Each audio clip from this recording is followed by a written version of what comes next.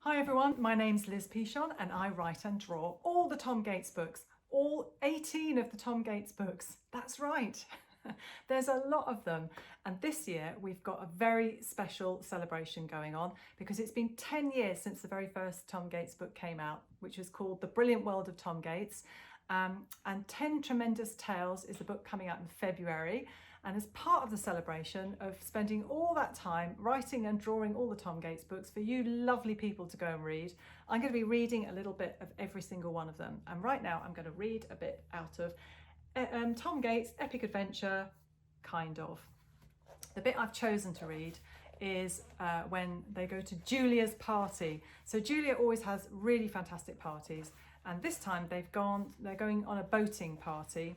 So they've got those special, what are they called now? They're like little, pedalo things. And Marcus and Tom have been paired together. Never ends well, does it? So I'm going to read you a little bit about that. Here we go. Somehow, by standing next to Marcus, I've been paired with him. I don't complain though, as it's Julia's party after all. Won't be for long.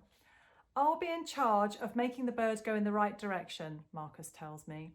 Fine, I say, because I want to get going. The bird boats have pedals and a rudder at the back to steer them with. But when it's time to get our boat, it looks different to everyone else's, more like a worm than a bird.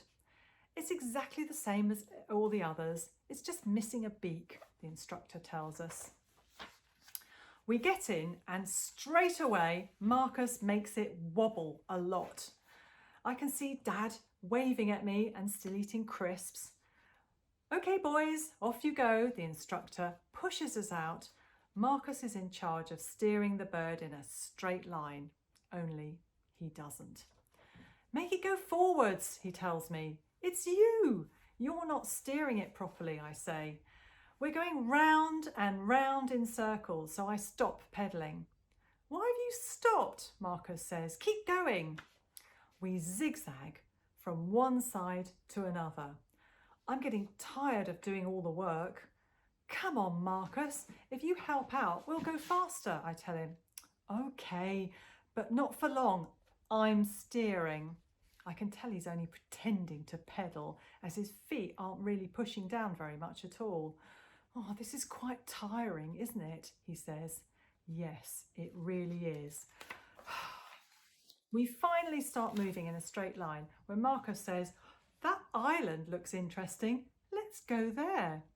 Okay, but don't get too close, I say. For some reason, Marcus suddenly decides that now is a good time to start pedalling. Our bird boat shoots forward, and before we can stop or turn in a different direction, we get well and truly stuck. Because of course, there they are. There is a sign that says shallow water. There they are, stuck. Which part of don't get too close did you not understand? I asked Marcus, who says, wasn't my fault. It was. Lots of the other kids pedal past us and wave. Brilliant. Then Marcus decides that he wants something to eat, and he brings out a sandwich from his pocket. Don't eat that now, I tell him. Why not? I'm hungry. It's only a sandwich. We could be here for ages, Marcus moans. I really hope not. His sandwich attracts a lot of birds who start swimming towards us. Shoo, shoo, Marcus says, trying to stop them from pecking his food. They want your sandwich, I tell him. We're completely surrounded by birds now. It's mine. They can't have it. These birds are not getting my food, Marcus says. Just before a bird swoops down and takes it. Hey, that's my sandwich, he shouts as the bird flies away. Not anymore, it's not, I mutter. I remind Marcus that there'll be food at the party, and he's not happy at all.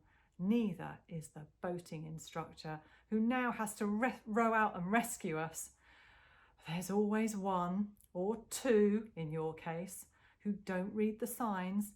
Didn't you see it said shallow water? Obviously not, Marcus says, which actually makes me laugh. The same bird flies past Marcus and he tries to splash it with water, which lands all over us instead. Marcus, I shout, and the lady tells us both, no splashing with the water, you two. Wasn't me, I say. I'm soaked, Marcus says, like it wasn't his fault.